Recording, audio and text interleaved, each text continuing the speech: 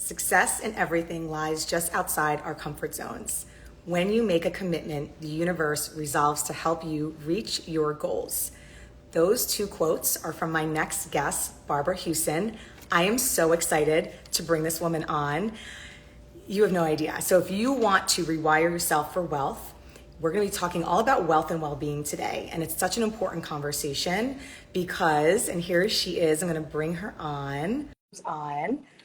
It's such an important conversation, and we are just going to get into the topics of wealth. And she's written 7 books. She's just incredible, and she's just a wealth of knowledge, and she's helped thousands, if not millions, of women.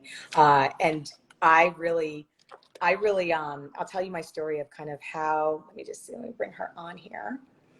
Here she is.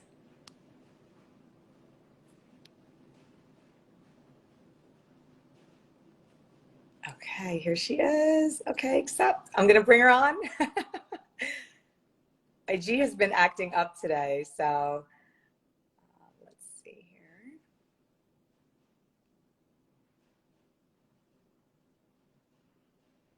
Okay, I'm accepting. I was unable to join. Let me see.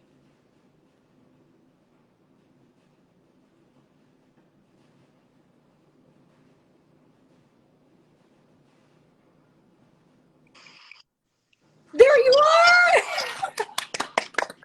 We did it! We did it! I'm so excited. It was wonky because it said it wasn't able to let you in. And I was like, what is going on? But you're here. You're here. I'm so excited you're here, Barbara. Thank you so much. Oh, thank you. Oh my gosh. For your time and energy and just your wealth of knowledge. I have actually been, you've really changed my life. And the first book that I read of yours was Overcoming Under-Earning. So that has been transformational for me. And your new book, Rewire for Wealth, I wanted to bring you on because it is so good. And the women that are in my community, we talk about wealth. And I was like, have you ever heard of Barbara? So I want to introduce you, give you a proper introduction. So Barbara is a best-selling author, financial therapist, teacher, wealth coach. You have helped millions take charge of their finances and their lives. And you have a background in business, years as a journalist, and extensive research and just personal research as well, and experience. And you've just empowered women. I've just watched you just like over the years and just within my own life. And you're an author of 7 books, and now with Rewire for Wealth. And you're just amazing. So I want to thank you so much. And I would just love for you to just, I know the story because I read the book. I would just like for you to just tell the people, what inspired you to write this book, and just all the other books. I know why, but and whatever you want to share kind of in your background for people. So thanks for having me on. Thanks so much, Kelly. I really appreciate it. I swear to God, if anyone had told me that I would be talking to you about finances as an expert, I would have told them they were crazy, because I spent most of my adult life in a total financial fog. I didn't understand money and I didn't care. I came from a wealthy family. The only advice my father ever gave me about money was don't worry. And I thought that was great advice. I just wanted to spend it. And there was always a man to take care of me. There was my father, and then I married a man who was a lawyer, and then he became a stockbroker. But what I found out very early in our marriage is that he was a compulsive gambler. Mm-hmm.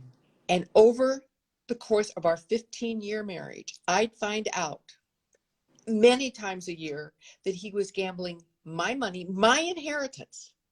And I continued to let him manage it because that's how terrified and intimidated I was by anything financial.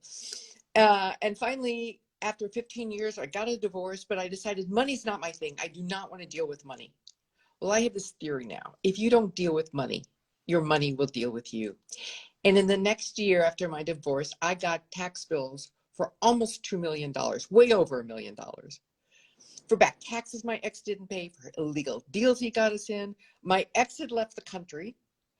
I did not have anywhere close to $1 million, and my father would not lend me the money. Mm. And that's when I knew I had to get smart. I had 3 daughters, young daughters. One was just a baby. Mm. I was not going to raise those girls on the street. So I did what you're supposed to do. I read the books, I went to classes, and my eyes would glaze over, my brain would fog up, and I just felt, but I didn't know what to do. Well, I have this belief that when you are committed, like down to your toes commitment, like no back door, the universe revolves to help you reach your goal. And at the time, I was a journalist writing for the San Francisco Business Times. And someone came up to me and said, if I had your life, I would write a book on how to help women not get ripped off by men around money. And I thought, that's what I'm going to do.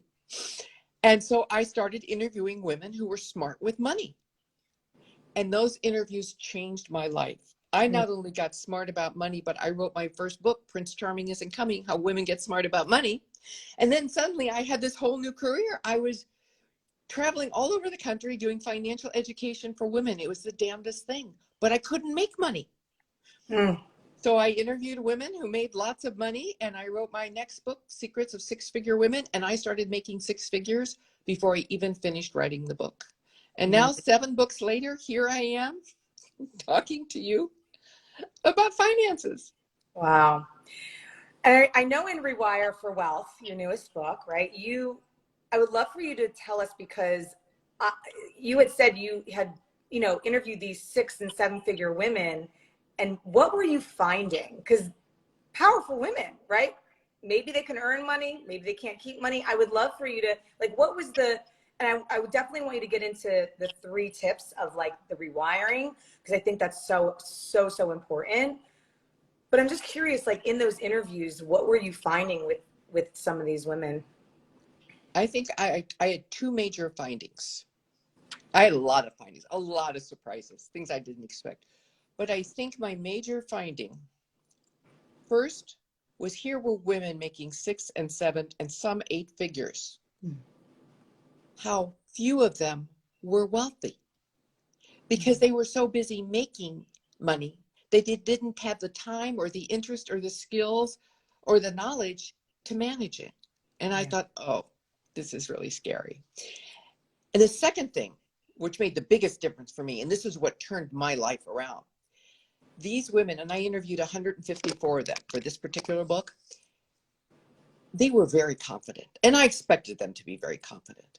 But as we get deeper and deeper into the interviews, every single one of them struggled with fear, struggled with self-doubt.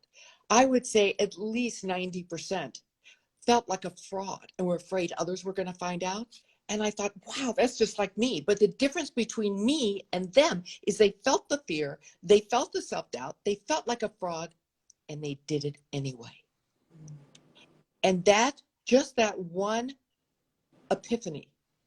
And that epiphany was, do what you fear, because that's how you succeed.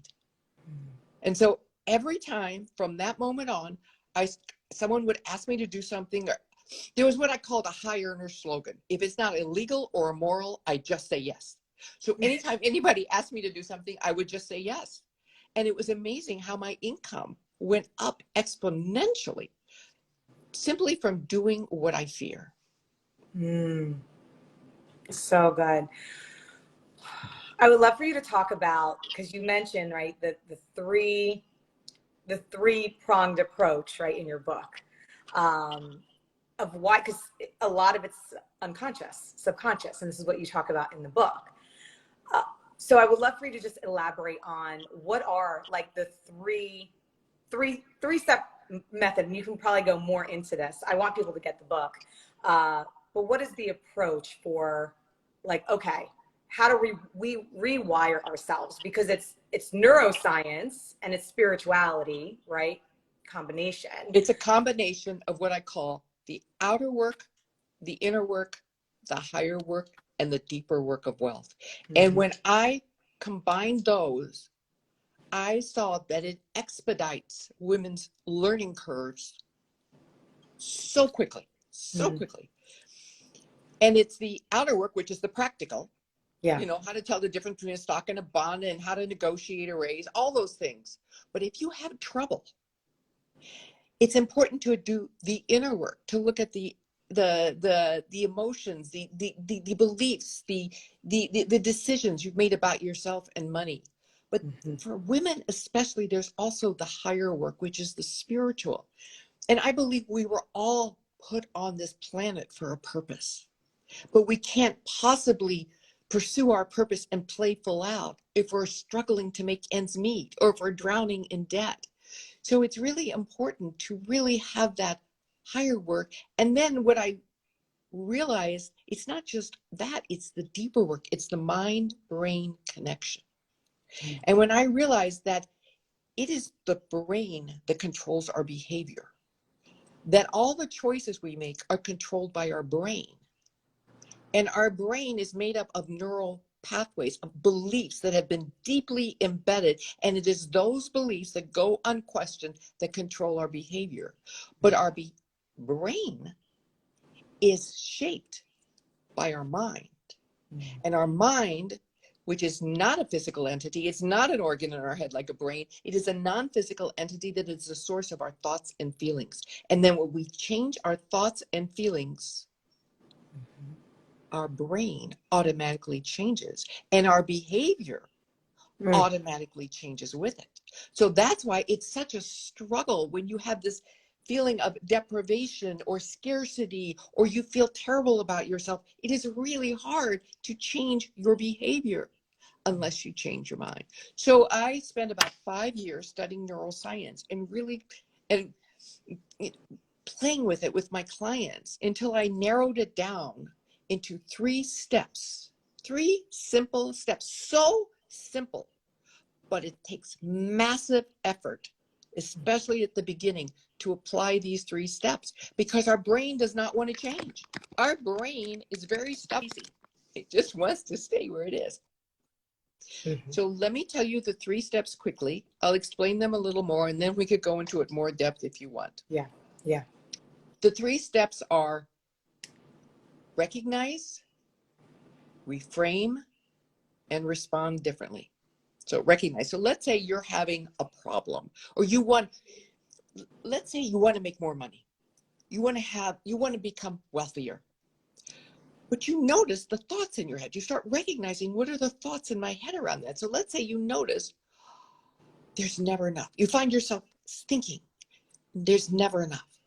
And as long as you have that thought, that belief, there's never enough, your brain will work very hard. It's called confirmation bias. You will not see, you will not do, you will not choose anything that does not confirm that belief. So the key is to rewire that belief. So let's say you see this belief, there's never enough. So what you do is you recognize it, but you recognize it in a certain way. You recognize it not with judgment, not with criticism, but with curiosity. And it goes like this. Isn't that interesting? I'm having a thought about there's never enough. Or maybe I'm having a thought about I'm not enough. Whatever it is, you recognize it with curiosity and you separate yourself from that thought, because the thought is not truth. It's just a statement you've heard over and over, maybe since you were young. So by saying, isn't that interesting? I'm having a thought about there not being enough. You distance yourself. And that's a really important first step. And as soon as you do that, you go to the second step, which is reframe. And you ask yourself, how can I see this differently? And what you do is you create, it may be the opposite, you create an affirmation, a positive statement that opposes that.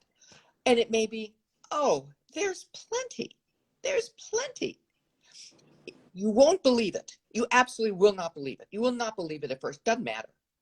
You didn't believe there's never enough at first when you were 3 years old and you heard Right. it. So you keep saying it over and over again. Oh, there's plenty. There's more than enough. This is so easy, whatever it is, and you keep repeating it. And then the third step is you respond differently, as if that reframe were true. As if it were true. So if there's plenty, what would you do? You start doing things differently than you have done. So that was a quick example, explanation. Beautiful, beautiful, and so powerful. And what would you say if people are getting stuck kind of into the like, because I've been working on my trauma for the past 2 years, still, right? They get stuck and maybe like they internalize, like they self-internalize, like that's true. Like, is it just that, like is it repetition? Would you say that? So you use the word trauma, and this is a very important concept that most people in the financial world do not pay attention and do not realize how much trauma affects our relationship with money. And I'll tell you why.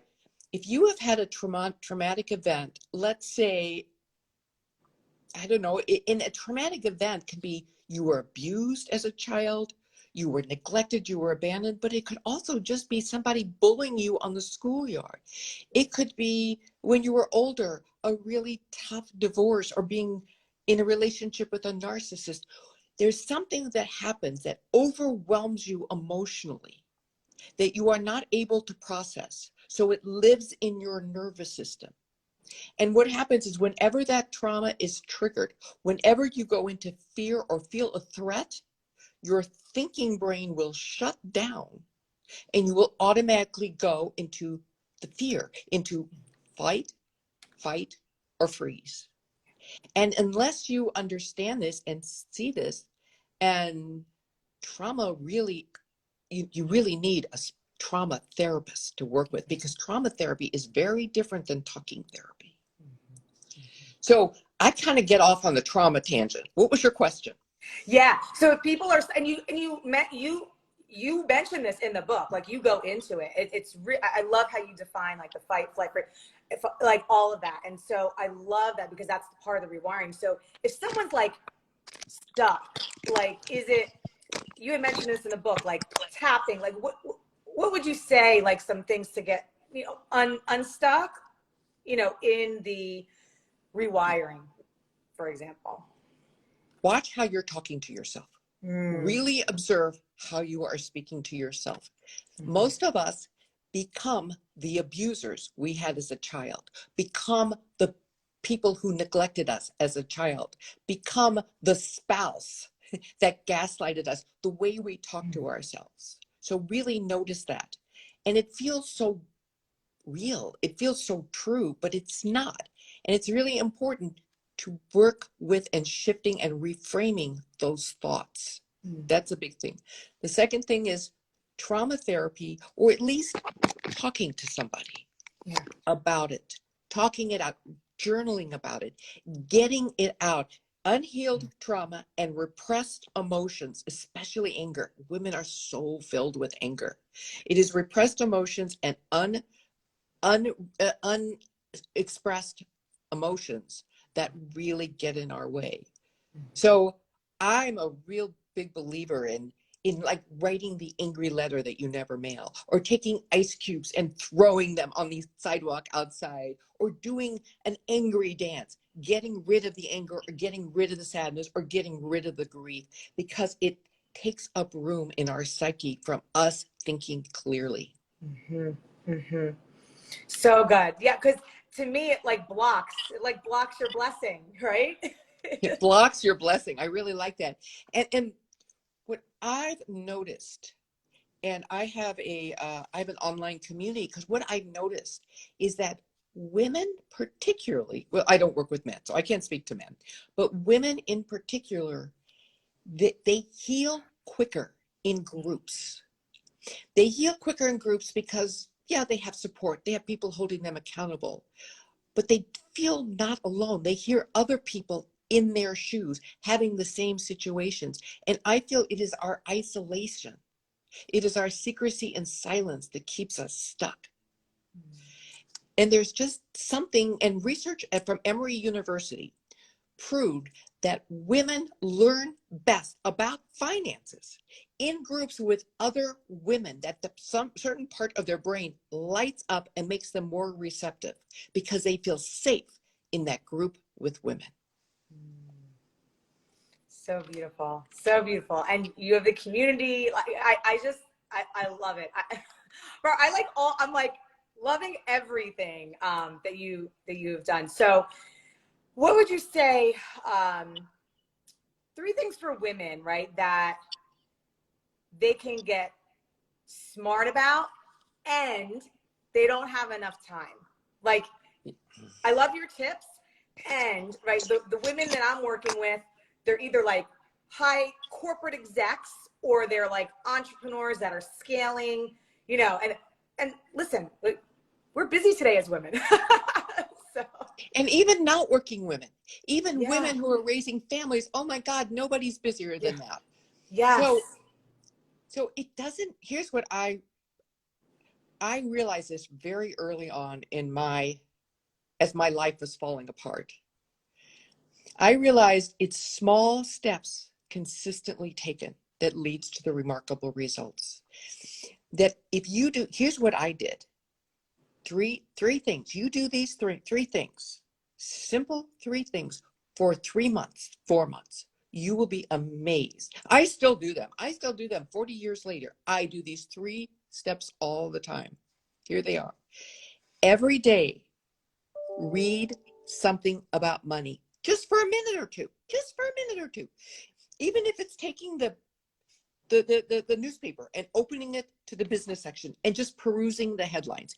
Even if you're standing in line at the supermarket, you take Money magazine instead of People and just leaf through it. Before you go to bed at night, take a finance book and just read 1 paragraph. It is the consistency that is the key. So every day, read something about money, because it's really just a matter of familiarizing yourself with the jargon, with the current trends. One of the things when I was interviewing these smart women is they all subscribe to the Wall Street Journal. So I subscribe to the Wall Street Journal. Holy moly, that thing comes every day. And I couldn't understand a word it said. So I took the section on finance, I put it on my kitchen counter, and I just walked by it. And I figure by osmosis, I pick something up. And I did. So even if it's just perusing the headline, so every day read something about money. Every week, have a conversation about money, preferably with someone that knows more than you. Because as I said earlier, it is our secrecy and silence that keeps us stuck. When's the last time you went out with a girlfriend or a family member or a colleague and said, how did you get smart? What did you do? What's the best advice anyone gave you? What's the biggest mistake you made? What books did you read? Who else should I talk to? Just asking questions. Everybody that I bumped into that knew something about money, I said, can I just ask you some questions? Can I take you out to tea? Can I get a phone call? Most people were really generous about talking. So every day read, every week talk, and every month save. Automatically have a small amount, start small, transfer from your checking account or payroll check into a savings account. And that, you don't miss what you don't see, and that money will add up because of compound interest. The interest earns interest on the interest. So every day read, every week talk, and every month save. Try it for 4 months. You will not believe it. Gold. So much gold. Barbara, I could talk to you forever. Okay, so I guess two more questions because I'm aware of time, and I just want to thank you for your time and energy, Barbara. It's amazing. What would you say the number 1 requirement for like upping your earnings is? I mean, I think those 3 tips alone, but is there anything else that if women are really looking to like save too, like is there anything else that we could do to up our earnings? 2 things. And I said at the beginning, but I'm going to say it again. Do what you fear. Yeah. Anytime anything comes to you and it scares you, that's what you do. I have 3 daughters. They're in their 30s and 40s. Every time they get confused or feel stuck or want to move forward and can't, they always call me and they always say, what should I do? And they know exactly what I'm going to say. And I always say the same thing. I always say, what are you most scared to do? And they'll tell me, and I'll say, that's exactly what you need to do. And that's exactly what I do. Every time I get scared, I get a little panicky, and then I go, okay, this is my entry to the next level. So do what you fear. The second is surround yourself with support, because we women are relationally oriented. And making and managing money, if you're not used to it, or for whatever reason, can be very scary. So surrounding yourself with support, and under earners tend to hang around with naysayers, with pessimists, with negative people, not because they're bad people, they're just all scared. And they'll try to hold you back. So it's really important to surround yourself with people on the same page, who are aspiring like you, or at least supporting what you're doing. And when you're in that place, what I call the gap, when you're not where you were, but not where you want to be, it's really important to minimize, if not eliminate, your time hanging around the naysayers. Mm-hmm. Beautiful. I actually just one final question, more on like a personal note, as you were, because you really had an amazing, like just watching your journey. And I highly invite people to go on your website, get all the books and get the book, join the community. When you were at your like most scared, or and I don't know what point that was, like going through divorce, or realizing, having that realization, how did you like strengthen your self-trust, and the love of yourself? Like, was it a journey for you around not knowing anything, or not knowing about money, and then being like, okay, like, was it a process for you? It's definitely a process. And in my experience, it's a process for everyone. It's, you're scared, you're insecure, you feel ignorant. Getting to where you're confident and knowledgeable is absolutely a process, because it's not just about learning the facts. That's the easy part. The hard part is looking at what got you in that situation in the first place. What were your beliefs? What is going on internally? Your prior conditioning. And for me, what helped me is I started by only focusing on the money, only focusing on the reading the books and going to the classes, and it wasn't working. And it wasn't until two things happened. One, I went to therapy. And I remember sitting down in the therapist's office, and I said, Daniel, I really want to get smart about money. I really do. You've got to help me. I got to get smart about money. I've got these tax bills. I'm terrified. I've got 3 daughters. And he said, stop. And he looked me in the eye, and he said, now talk to me as if I'm not your therapist, but I'm a voice in your head. I'm a voice in your head. I said, okay, I really want to get smart. I really do. And then as a voice in my head, he looks at me and he goes, no, you don't. And it's like someone took the air out of my balloon. I couldn't respond. And that's when I realized there was a part of me that was terrified that if I got smart about money, I'd blow it. I'd lose it all. Better let my gambling husband do that. I was terrified my parents wouldn't love me. I was terrified a man wouldn't love me if I was financially successful. I had no idea that was there. And it was doing that work that helped me dislodge these unconscious beliefs. And that was the beginning. And then the second thing that happened to me is I discovered A Course in Miracles, which is a spiritual text. And doing the spiritual work is what really freed me. It really was. And I remember I had a spiritual teacher who said to me, self-trust is knowing you can clean up what you mess up. And that shifted something in me, that if I put money in an investment and I lost it, I would never put in more that it would, would do me in. I could clean it up. There's nothing I can't clean up. So it was between the therapy, the spiritual work, and knowing that I can trust myself combined, that it was a process. It was many years.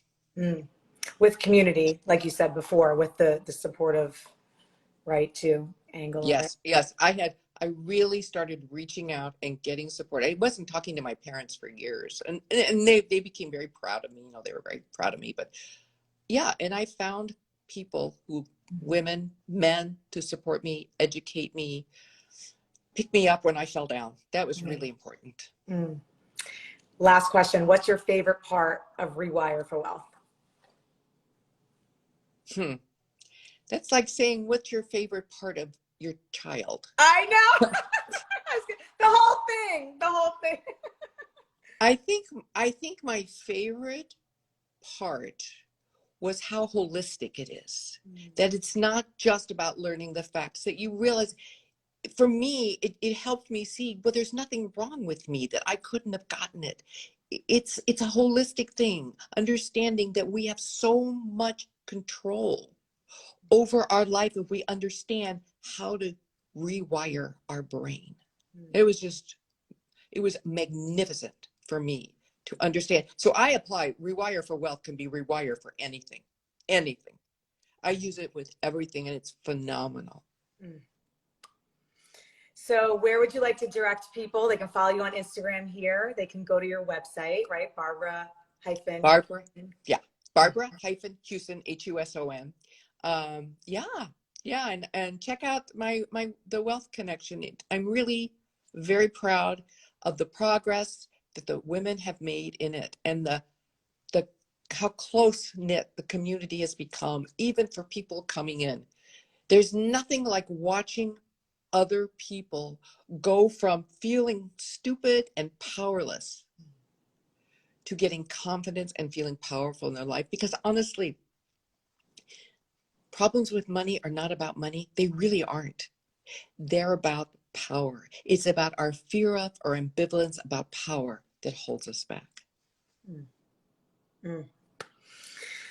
Barbara, thank you so much for your time, your energy, and just everything that you've put out into the world and all the lives that you've changed, millions. I really deeply honor and appreciate you. You've changed my life in so many ways that you don't even know about. And I want to say thank you. And everyone, just get into her world, please. And then this recording is going to go on YouTube and my newsletter and everything, but sign up for, I know you have a newsletter too, so sign up for your newsletters are great. So thank you so much, Barbara. And just an honor and a blessing today. So, thank you. And thank you for all the kind things you said about me. I really, and my books. Thank you very much. Yes. All right, my loves. All right, check her out and then tune in next time. Thank you, Barbara. Have a good rest of the day. You too. Okay. Bye. Bye.